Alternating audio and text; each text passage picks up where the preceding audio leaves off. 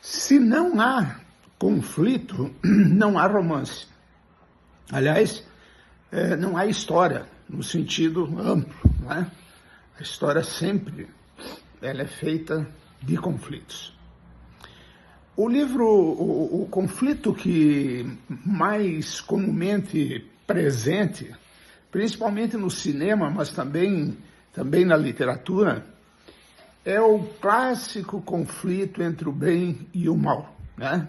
Você pega lá o Harry Potter, Harry, representando o bem, e o Voldemort representando o mal. Nas histórias de cowboy, o bandido e o mocinho, né? O bandido e o mocinho. Eu diria que na grande literatura a coisa ela vai um pouco mais além, né? E o conflito é mostrado de uma forma abstrata. Não é uma coisa, este cara aqui que é o delegado que quer pegar este cara aqui que é o bandido. Não é assim que funciona, né? O que nós vamos ter são expressões mais como no fundo da ação, né? Por trás da ação, você tem bipolaridades como, por exemplo, a honra e a desonra, né? O vício e a virtude.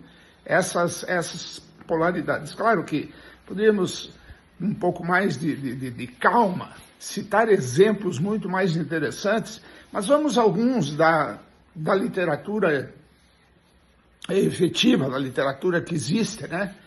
E peguemos, por exemplo, a Morte de Ivan Illich, do Lev Tolstói, que é um livro fininho, espetacular, que conta a história do cara que está na cama da sua casa morrendo. Mas o conflito que o Tolstói configurou para esse livro é o conflito, de um lado, evidente, né, que é a questão da morte inevitável. Ele está morrendo, ele vai morrer, é inevitável isso. E aí uma questão que já é muito mais sutil, muito mais abstrata, que é a consciência de uma vida vazia. Portanto, o Ivan Illich está morrendo e vivendo interiormente e se manifestando a partir daí este conflito entre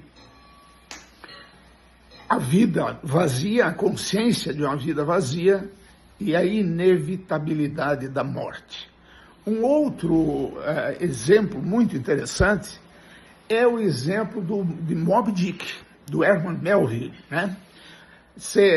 Comumente as pessoas tomam um livro como esse e dizem assim, bom, é uma história de aventura.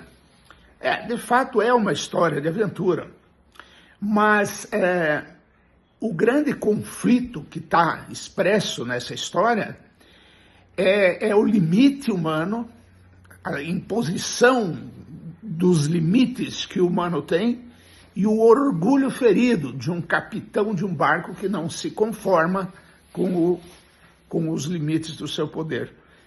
É interessante, né? Porque é esse conflito que vai gerar toda a ação do livro. Aliás, o livro é espetacular.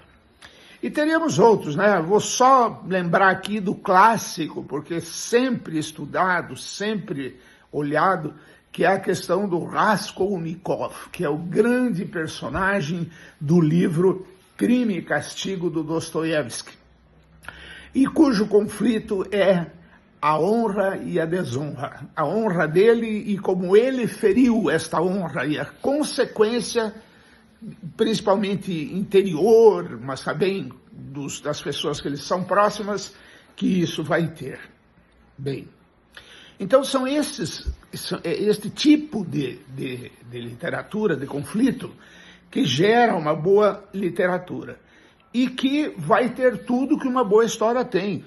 Vai ter atritos, vai ter confrontos, vai ter brigas, pode ter até morte, enfim, vai desencadear uma série de questões conflituosas e também de questões de construção de harmonia, né? Seja no campo pessoal, de famílias, social, mas sempre trabalhando com esse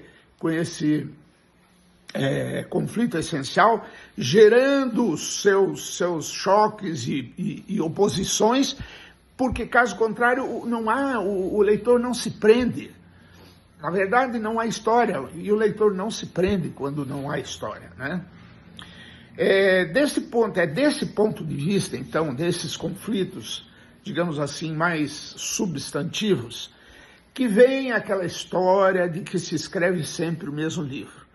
Porque, veja, na medida em que você lida num alto nível com um conflito como honra e desonra, você vai trazer elementos sempre relativamente parecidos para a história, seja lá ela qual for.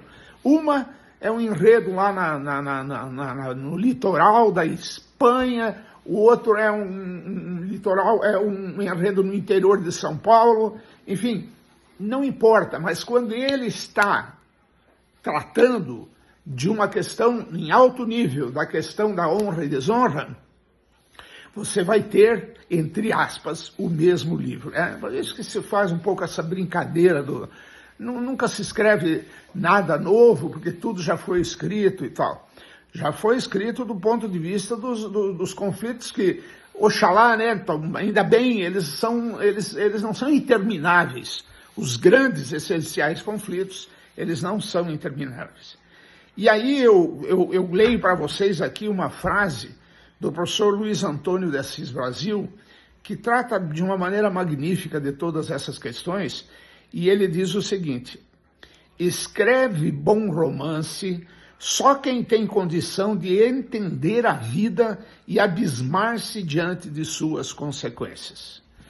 Então, para o Luiz Antônio, é uma questão importante, porque é evidente que um jovem, não tenha dúvida, que pode viver intensamente questões que o amadurecem e que o colocam frente ao pensamento existencial e dos conflitos todos da humanidade, dos seres humanos, mas, em geral, é preciso ter vivência. Vivenciar não significa... Vivência não significa idade, mas é preciso ter sido vivenciado para poder ser... não descrito, mas para poder ser experimentado interiormente antes de virar ação, antes de virar personagem, antes de virar enredo, antes de virar narrativa.